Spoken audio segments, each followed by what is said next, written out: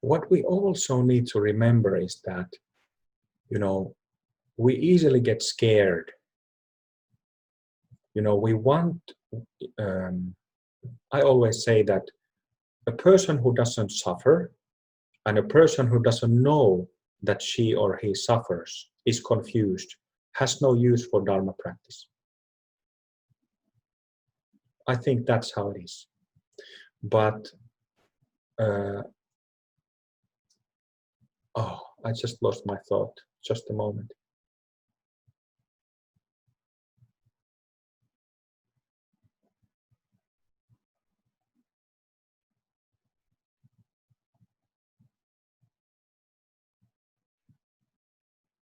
I wish I could remember what I was about to say. said it's easy to get scared, did you? What did you say, Manus? You said it's easy to get scared. Yes. That's Yes. scared. Yes. Thank you. So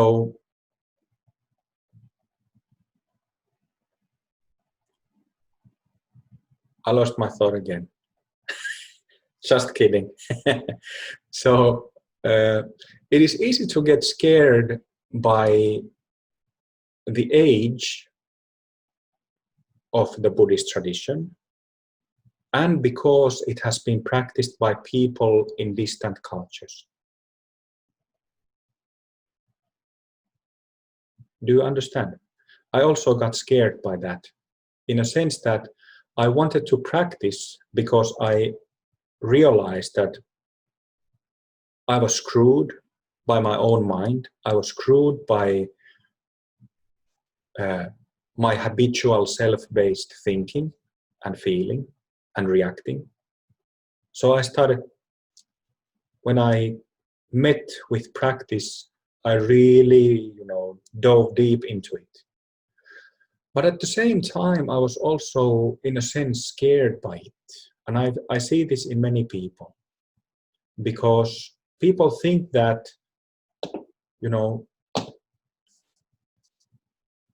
all those practitioners from India or Tibet or China or Japan or any Asian country from 1,000 or 500 years ago, they were somehow special or great. So what I mean by getting scared is that, people don't realize that people in China 500 years ago had exactly the same problems as we do now in 21st century West. Exactly the same problems. But it can be this fear of, how should I say, what kind of fear is it? It's like not believing that we can do the same. That kind of confusion. Do yourself a favor and forget it. I think all of you have awakened, so you already have a bit of taste with that opening, with that shift.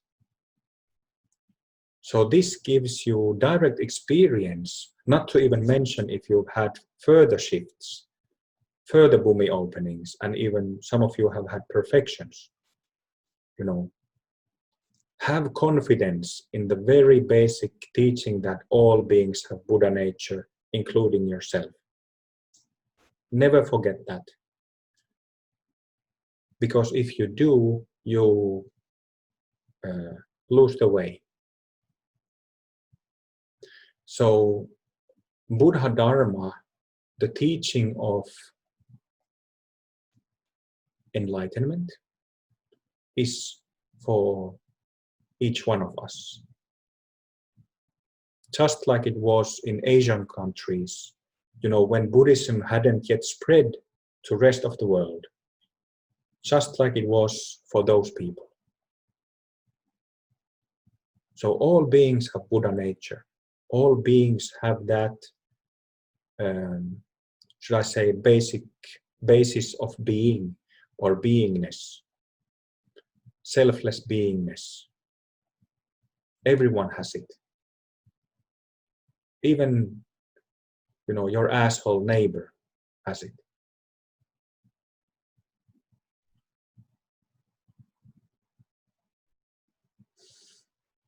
And we should have confidence. If you start thinking about it rationally, when you've had 1 or 2 or 3 or 5 or 13 shifts, and you already have some first-hand experience of this free, pure, clean, clear state of being.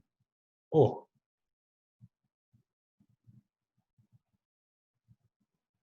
this should give you confidence. And if you think about it rationally, if you can see a little bit of it, you can see all of it. If you have effective practices and you put in the hours, the effort, and your heart is in the right place, if you have compassion, if you are doing it for everyone in this mess, not just for yourself, then no doubt you'll reach the goal.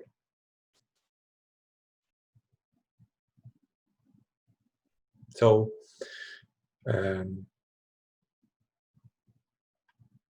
it is for us to use, sort of like a bicycle. When you use a bicycle to get to the library or to your workplace, for example, you use that tool to get somewhere, and then you get there. Same thing with practice.